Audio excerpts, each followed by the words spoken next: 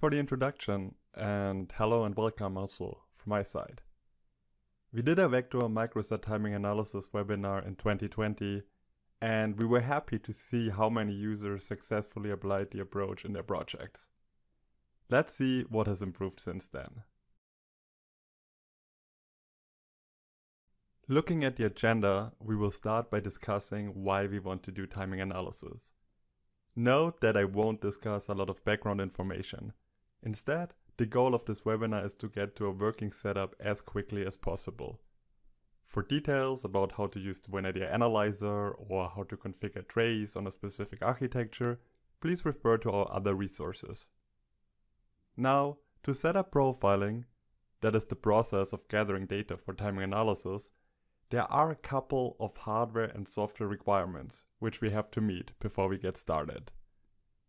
With suitable hardware and software available, we will look at a general approach for setting up profiling. And then with a general understanding in place, we can get into the weeds of how to set up thread, runnable, and Spinlock profiling, respectively. Finally, we will demonstrate our new ASAM MDF4 export and import data into the Vector TA tool suite. So, what's the purpose of timing analysis? Well, the goal is to get insights into the runtime behavior of our application. And there are many reasons why we would want to do that. Some of the most common ones are CPU load analysis, measurement of execution times, and verification of timing requirements. To achieve that, we record low-level hardware events, we call it tracing, and process the trace data into high-level system events, we call that profiling. We usually want to profile at least OS threads. Threads means tasks and ISRs. And in addition to threads, there are other objects of interest, such as AUTOSAR runnables, OS spinlocks, and possibly even network events. Ultimately, we get data as visualized on the left, giving us full insights into the runtime behavior of threads, runnables, CAN traffic, and a pretty visualization of CPU load over time. So that's good. Now the question is, what do we need to do this type of analysis? You probably already have a setup like this: a target with a microcontroller, a blue box debugger, and a host PC with winIDEA connecting to the target to debug. The first requirement is that the microcontroller has to have some form of trace. So either we would like data trace, or we would like some form of instrumentation trace, which could, for example, be Renesas RJ50 software trace.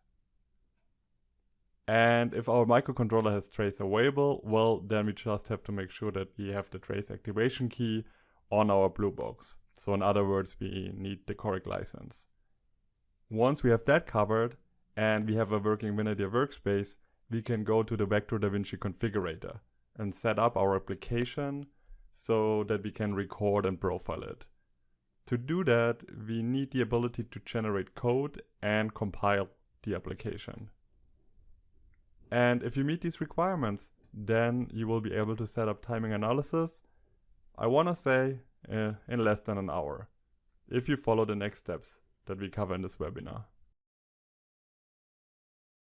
So how do you do that?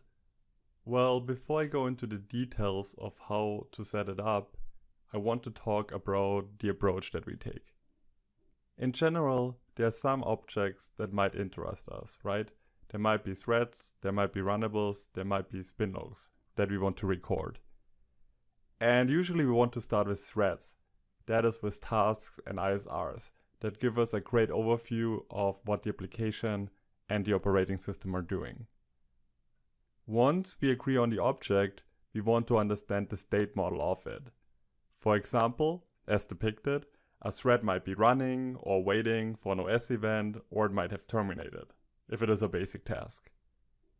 Now, if we could drag the states of an object of interest, then we could visualize it in a timeline and analyze it. To do that, we use an instrumentation-based approach. We say, okay, whenever a state changes, we have to find a way to signal that state change to the winIDEA analyzer. for example by writing into a global variable or via RJ50 software trace instructions. Luckily for Vector MICROSAR, there are the so-called timing hooks that provide us with exactly the right locations where we can instrument to track the transitions of interest. In this example, we utilize the task activation hook to signal activations. And you can see we take the core, the state and the ID of the task, or it together, and write it into the trace variable. By using the same approach for all transitions and then tracing the variable, we can easily reconstruct the state of all objects of interest. Now, I want to quickly address the elephant in the room. Isn't instrumentation bad? Well, firstly, we use the certified hooks from Vector, and you can easily disable them in production. So that's good. And then, the instrumentation is pretty minimal, maybe a dozen instructions per hook at worst. Lastly, instrumentation in combination with hardware tracing still has a much smaller footprint relative to a pure software trace-based approach. Personally, I would say using instrumentation is a worthwhile trade-off, and we've seen many customers who have been successful with using it. But nevertheless, you have to decide what's right for your project. With that out of the way, let's get started with the configuration. The first step for all object types is to enable the respective instrumentation hooks and regenerate the OS and the RTE. We then use the iSystem Trace configuration helper itchy to generate the instrumentation code and the necessary configuration for winIDEA itself in the form of a so-called Profiler XML file. We then recompile the application with the newly generated instrumentation code, add the Profiler XML to winIDEA, download, and are ready to start with our timing analysis. Pretty straightforward. Alright, let's set up thread profiling. Here are all the steps we have to do. Please memorize this now and then I will quiz you later. Just kidding, I just have this as a reference for when you watch this webinar on demand, but no need to read all of it right now. Instead, we will jump right into the action. We have a winIDEA workspace, a DaVinci configurator project, as well as two Explorer windows. One with the winIDEA workspace directory and the other one with the MICROSAR application directory open. First, we go into the DaVinci configurator and enable RT support, as well as the famous timing hooks. In the basic editor, we navigate to OS, OS, and create an OS debug container if it doesn't exist yet. There, we activate RT 2.3 support. You can read in the lower left corner what that means, as well as the vector timing hooks. And we do that by typing OS timing hooks isystem.h into the box. Once we have done that, we can save the project and regenerate the OS and RTE. Okay, the next step is to actually implement the timing hooks and create the Profiler XML for winIDEA. To do that, we have to open the System Trace configuration helper itchy GUI. To launch the GUI, we go to Debug, Configure Session, edit the application, go to OS, and finally launch the itchy wizard from there.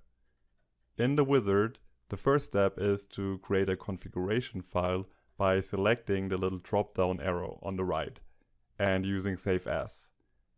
It is important to understand that itchy uses the location of the configuration file as its working directory. That might be a little bit of a questionable design decision, but keep that in mind. For simplicity, I like to create the configuration file in the same directory where the winIDEA workspace is located. Alright, next we add the RT file, and you can find that in the application GenData directory of your MICROSAR project. It's called os_trace.ort. Profiler XML, you can leave it as it is, which means that it will be generated into our winIDEA workspace directory. Now we enable thread profiling by clicking on task state and selecting task state instrumentation. Don't worry, tasks here covers both tasks and ISRs. When we click on next, there are a couple of additional settings. We ignore the task mapping file, but configure template directory to point to the current directory. So what that does is, if the template directory is provided, Itchy generates the OS timing hooks header and source file into that directory. So we definitely want to do that. Then you can also use the instrumentation type attribute to use a different trace technique. And in our case, we want to use data trace, but if you want to use STM or Renesas software trace, you can change the instrumentation string accordingly. Lastly, I want to mention, to learn more about a setting, you can click on the attribute and then see the help in the little help area below. Okay, now we are ready to run Itchy by clicking on generate. And another thing I want to point out here is, you can see the command that the GUI uses to run in the first row of the output. So if you want to replicate the behavior, for example, if you want to automate this process in your build script, you can simply copy and use that command. Alright, let's add the C and H files to the build. If we go to the winIDEA workspace, we can see the OS timing hook C and H file.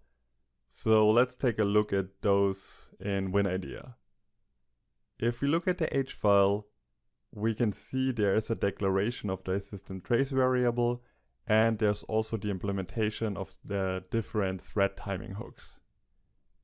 In addition to that, there's a C file which defines our global trace variable. Now, if you're working on an Infineon Oryx microcontroller, you want to make sure that you map the trace variable into the global LMU RAM, ideally in the global uncached LMU RAM.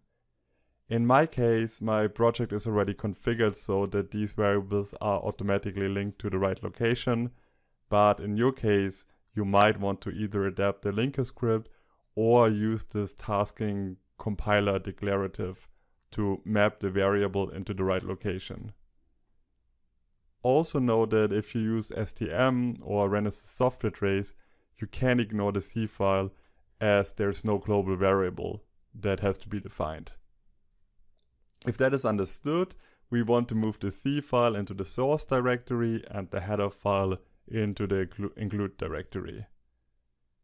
And then we only have to make sure that we add the C file to one of the make files. And once that is done, we can go ahead and build the application. With the application built, we can go back to winIDEA. The next step is to add the Profiler XML to the workspace. To do that, we go back to the OS configuration under Configure Session, edit the application, and then click on OS.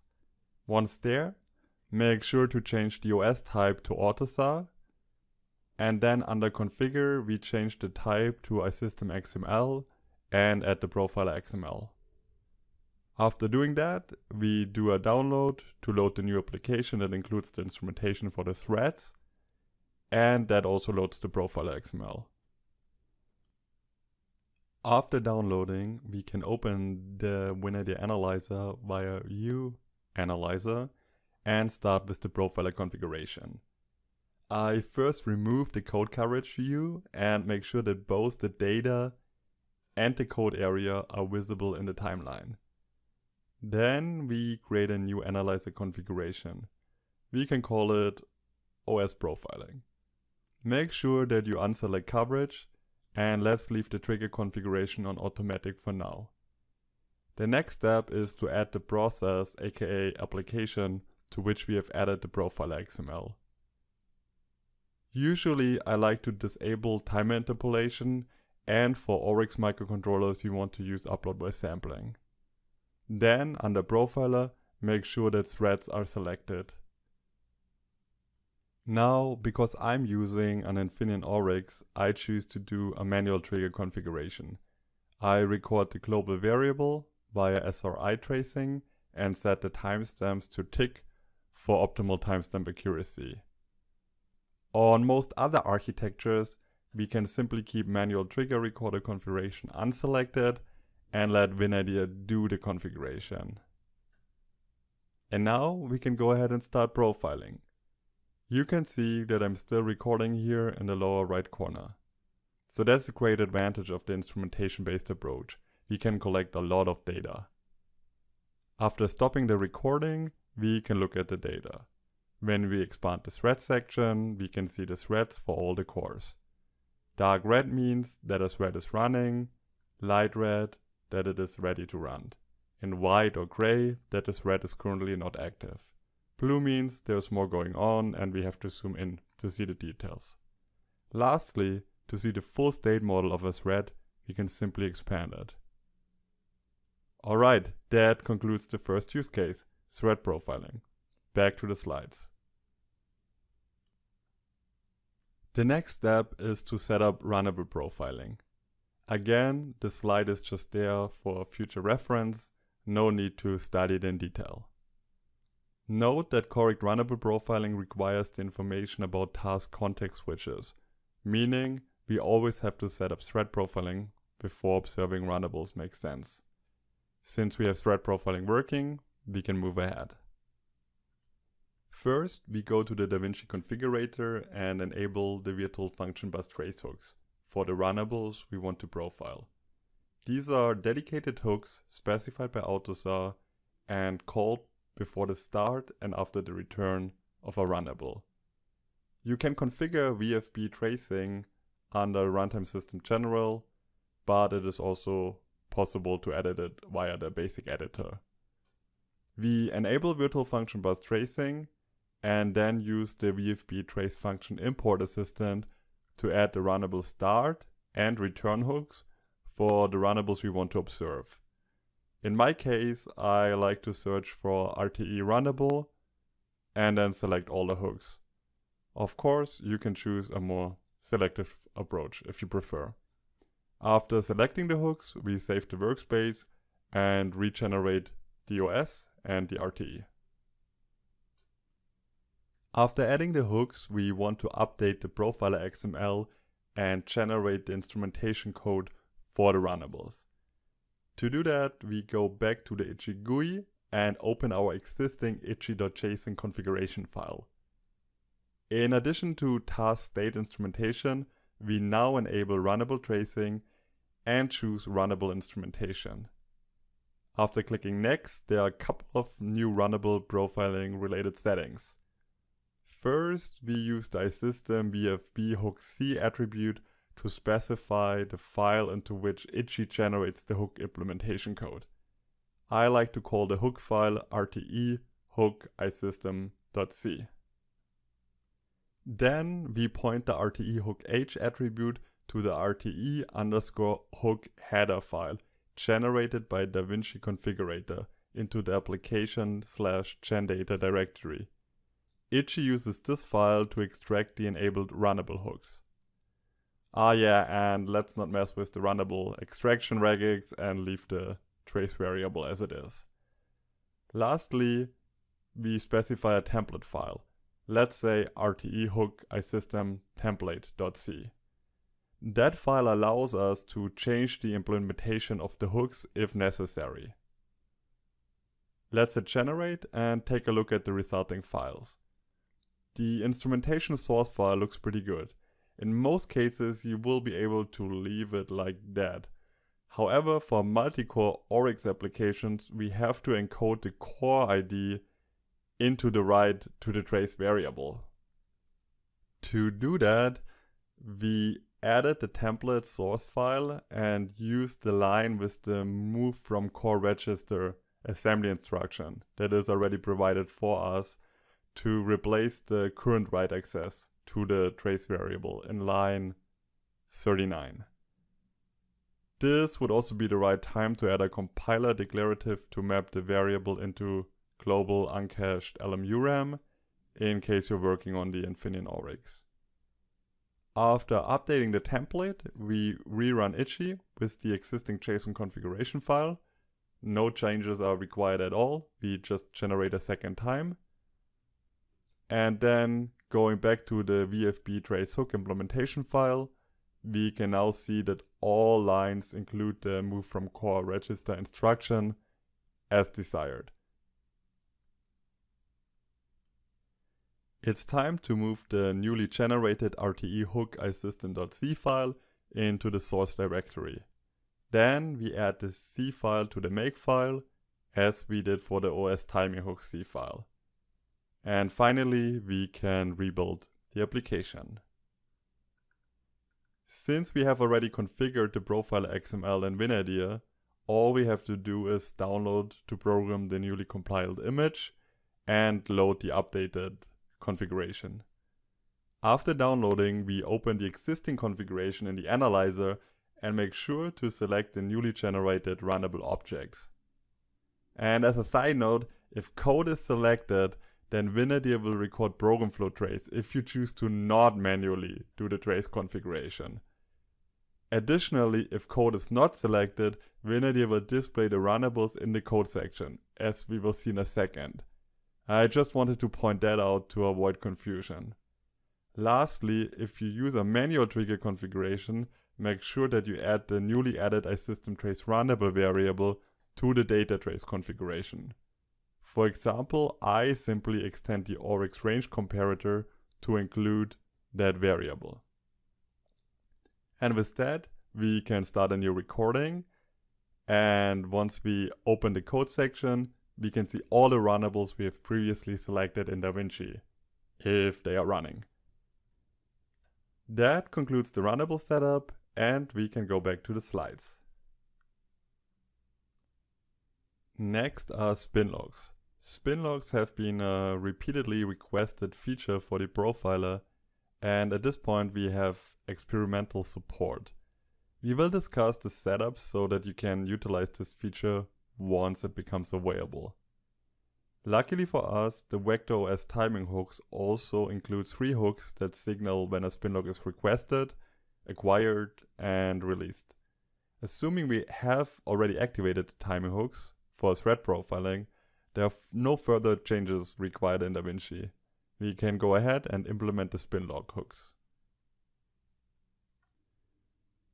To do that, we run the itchy wizard with our existing configuration and make sure to select spinlocks and spinlock instrumentation in the others section. On the next page, we change the generate instrumentation attribute in the spinlock section to true and press generate. This will update the Profiler XML with the settings necessary for Spinlock Profiling and regenerate the OS timing hooks isystem file. If we inspect the header file, we can see an additional trace variable for spinlocks, as well as the implementation of the spinlocks further below. After remapping the variables if necessary, we can copy the header and source files to the include and source directory respectively, and then it's time to start another build. Back in winIDEA, you will notice that I have this funny red bar on top. As mentioned, spinlocks are currently experimental, which is why I'm using winIDEA in test mode. Nevertheless, let's download and go to the analyzer. As expected, when we open the configuration, there's a new object class for spinlocks under Profiler OS objects. When using a manual trigger configuration, again, we have to make sure to include the third trace variable into the data trace configuration. After doing that, it's time to start another recording, yet again. You will notice that my runnables are now shown in the data area. That's because I have code profiling selected. And again, you don't want to do that if you use an automatic trace configuration, because winIDEA will enable program flow trace, which will result in very short traces or very short recordings. Anyway, we can see the spinlock objects, or rather the spinlock object in my case. It's a bit of a boring example application when it comes to spinlocks, honestly, but it's good enough to show you the idea. We can see that the spinlock is free most of the time, but occasionally it is first requested and then acquired. By expanding the locked and requested areas, we can see the name of the thread that is accessing the Spinlock. I hope you can see how that would be useful with more Spinlock activity. Okay, since we are already in test mode, I want to give a short sneak preview of another feature we have worked on. By slightly changing the profiler configuration and then reanalyzing the recording, we can get this view where there's a separate area for each core. Under each core, we can then only see the threads and runnables for that respective core. To be clear, that doesn't change the underlying analysis, it is only a different way of representing the data visually. That feature has been requested by many people, including myself, for many years, so I am glad it will be available soon. Definitely let us know if you want to test Spinlock profiling or core-specific thread and runnable profiling. Let's go back to the slides for the final use case of this presentation. With all this valuable data available, what should we do next? Well, you can analyze everything in winIDEA, and I want to say that our capabilities have improved significantly over the last years. Nevertheless, it is frustrating to be locked into a single tool. So we make sure to support open interfaces for exchanging data. Previously, the canonical way to export trace data was the PDF export. Recently, we have also implemented support for the so-called ASAM RT-MDF4 format, which might replace PDF eventually. The main advantage of MDF4 is that it is already heavily used in various domains, so you can easily combine your thread and runnable trace with measurements and calibration data recorded with other tools. The good news is that Itchy has already generated the configuration necessary for both BTF as well as ASAM MDF4 export. To export a MDF4 trace, all we have to do in winIDEA is click the disk symbol, change the format to MDF, select tasks, ISRs and runnables under options, and then hit export. With the expected MD4 file in place, we can go to a third-party timing analysis tool like the Vector TA tool suite and import the trace. The process is pretty straightforward. We right-click on a project, select import, and then select RT-MDF4 and choose our exported file. Once we have imported the trace, we can see all the tasks, ISRs, runnables that we recognize from winIDEA, and we might want to start an evaluation. Once that has finished, we get a pretty low chart, process metrics, event chain analysis, and much more. Please ask Vector about the available features and make sure to mention that iSystem sent you. And that concludes my presentation for today. Thanks so much for your attention, and back to the studio.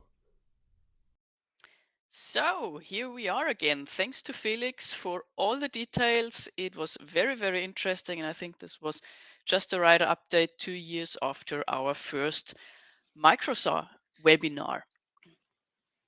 Before we come to the Q&A session, I would like to remind all attendees to download the presentation by clicking the cloud symbol top right of the screen to ensure that you have all the how-tos Felix presented.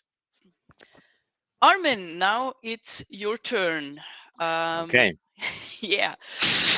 Let's start with the very first question which reached us, which would have been also one of my questions. What kind of interface is used when you transfer data from the target to winIDEA? Yeah, good question. But this heavily depends on the target you're actually using, so the processor you're using.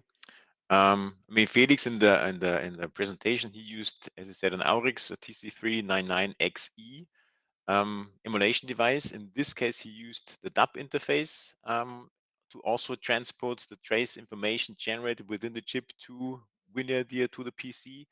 On other alternative on Aurix would have been the HBT interface, which offers more trace bandwidth. Of course, you have other architectures like ARM Cortex devices, which typically have like parallel trace interfaces or also HSSTP, so high-speed serial interface similar to AGBT. PowerPCs often use parallel interfaces. So it really depends on the microcontroller or an SoC family you're using. But it's definitely a hardware trace interface. I mean, our blue box is a hardware trace tool, so it requires some dedicated like a hardware trace logic in the chip, and also a trace hardware trace interface of the device to establish this functionality. So I hope this answers the question. It really depends what target you have. I mean, I can recommend get in touch with us, tell us which kind of target you use, and then we can figure out what's the best option for you. Yeah, this is also what I wanted to add. I think this is also something for more detail offline. But yeah, it depends on the controller, as in so many cases, right? Exactly. Mhm. Then, thanks, Armin, so far. Let's come to the next question. Even if we are talking about Vector MICROSAR, there is an ETAS user here. I saw, yeah. And don't worry about that. Let's pick the next question. I think that the instrumented codes should be added into OS hooks. I'm using ETAS OS stack, not Vector MICROSAR. And in this case, will it be able to port the instrumentation code manually? Are there any preconditions for AUTOSAR stack before I try to port? I mean, in this example here, Felix added our instrumentation hooks into the OS hooks. That's exactly what he did. I mean, the Microsoft has this nice interface of just adding a header file, and it automatically combines this together with the available OS timing hooks. So this was done here. Your question regarding ETAS, the RTA-OS, I assume. Um, to my knowledge, ETAS OS doesn't support those kind of OS tracing hooks in a similar way, but we can still offer you an alternative method, which is based on a pretty advanced winIDEA analyzer feature, which is called inspectors. And these inspectors is kind of a post-processing of the recorded trace or profile trace, and it can combine multiple um, information from the OS. So we trace multiple variables of the OS, and then we combine this with inspectors, and from this we can derive the task states. So it's basically an uninstrumented version of what Felix just showed. The configuration is a bit more complicated, but also this ITCHI tool generates the so-called inspector. So it's also an input file, configuration file into an analyzer, and you can work in this fashion. I'm supporting customers using ETAS OS doing exactly this. And if once you do this, you can also do a BTF export, or you can analyze the task states and BTF MDF4 export same fashion. Luckily, also the usage depends a bit on the controller. Again, as I said, you need to trace multiple variables, but luckily the ETAS OS combines it in a very clever way, so you don't need to trace that many variables. So even if you have a controller which is rather limited in the number of trace variables you can or trace channels you have, the number of data comparators, you should be able to do that. Again, get in touch with us. We look at your system and find a solution. Yeah, So, definitely. yeah. Thanks, Armin. You also talked a lot about instrumentation. What if a customer is not allowed to do or add instrumentation? This it goes again in the direction that I just mentioned with using the inspectors, for instance. In general, we have, as I said, this other option, doing this task state analysis without instrumentation by using these inspectors that I mentioned. There is the actual solution then depends on the individual OS. For the MicroSAR, for example, you need to trace quite a number of individual variables and combine this again with these inspectors. So the limit here might be the number of available data trace channels on your microcontroller that you have available. So again, we need to take a look at your individual target. Like on an Aurix, for example, this is not a problem. We do this very often with our customers. So also, but if you use Cortex M PowerPC, we need to take a closer look at whether this is possible. It also depends on the bandwidth of the trace interface. So it requires a detailed look on the target. But again, get in touch with us. Always get in Always touch the with same. us, don't worry. Yeah, that's why I'm so busy. Yeah. Better than being bored at work, right? No, really consider us as a partner Yeah. with these solutions. If it goes a bit beyond standard use case here, so we will definitely help you. Yeah, absolutely. Mhm. If you have questions, reach out to us, to your sales or tech representative, to webinar@isystem.com. Don't hesitate to contact us. There are some other questions coming in. Let's take it in the timeline. I saw an event chain in the first picture you presented. How can I mark the events related to an event chain? Should I add instrumented code inside the function? First of all, you're right. You did see an event chain analysis in one of the screenshots, kind of a teaser, what Felix added. This is again a feature which is based on inspectors, but it's currently a test feature, so it's not released yet. But we are working in this direction.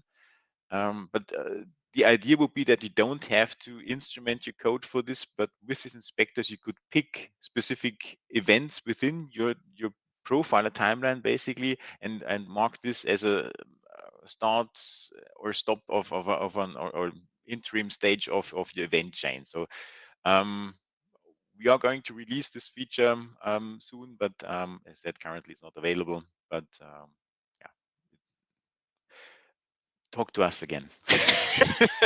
No, we currently gathering information, working with lead customers on this feature, gathering requirements, testing against these requirements, and once we are complete with this, we're going to release this feature. And have maybe a next webinar about it. Yes, definitely. Yeah. All right, Armin, we still have some another questions. Is it possible to get statistics data of each task in your tool directly, not from MDF data in the Vector tool suite? Yes, definitely. I mean, the statistic calculation is an important part of our tool. Felix didn't show this in the webinar. You have a dedicated trace view that you can open within the winIDEA, which gives you all the statistics, net cross time, call times about tasks and runnables and functions if you do plain program flow trace. So this is all available. We're also, for example, working on a more advanced timing report generation. We're also planning to release this year. Also another webinar, I guess. But yes, definitely, you have to have opened the trace statistics window, and then you get all the statistics. You can also export the statistics via our API and do some additional timing checks on this. So that is all available. If I remember correctly, this is part of the generic trace webinar we did last year. So feel free also to check out the other trace webinars we have on our YouTube channel. Yeah, probably there's also dedicated timing analysis with our profiler webinar, which was done, I think, 2 years ago. This should cover this topic in more details about what kind of statistic we calculate and how you can access this, what it exactly means for what are the requirements to calculate proper statistics. So these things. So please refer to this dedicated profiler webinar. Yep. Or talk to us. Or talk to us. Sentence of the day. Yeah. Like Okay. Yeah. Thanks, Armin. So far, questions are coming in continuously. Let's come to the next question. Great presentation as usual. Thank you for the kudos. Do you provide any application notes, PCB design ideas to route the trace connectors if we want to add an emulation device, for example, Tricore XE, to our ECU for this kind of analysis? We don't want to use a stock triboard with XE device to run the production code. Yes, we provide this kind of service. This is pretty common practice that we do, that customers share with us their board schematics and layout. We can review this, especially comes if on AURIX, if it comes to AGBT trays and alternatively soldering an emulation device into the ECU. Yeah, we definitely consult you on this. And we have the experience because we build emulation adapters, so we know how this works, and we can provide this knowledge to you also for your ECU design. Cool. Talk to us. Something again, to follow up again talk to offline. us. Yeah. Yeah. No other questions are in so far, so I think we can slowly come to an end. I say thank you on the one side to Felix, who is not here. Thank you to Armin. Thanks for joining me for this session. Thanks for being here for the questions and for your answers. It was a pleasure having you here.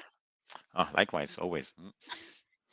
And then let's slowly come to an end. And dear attendees, before you leave, I would like to ask to provide your feedback in the post section. This always helps us improving the webinars. Check out our online tutorials about Trace, about AUTOSAR OS in general. Check out the application notes and of course the YouTube channel we also refer to. There are other Trace and AUTOSAR webinars which might be interesting to you. Thanks again to Felix, to you, Armin. If you have questions, reach out to your tech or sales representative at iSystem or to webinar@isystem.com. Feel free to give us a like on LinkedIn, on YouTube, or just register to our classical newsletter. Take care, everyone. Thanks for attending and goodbye. Bye-bye.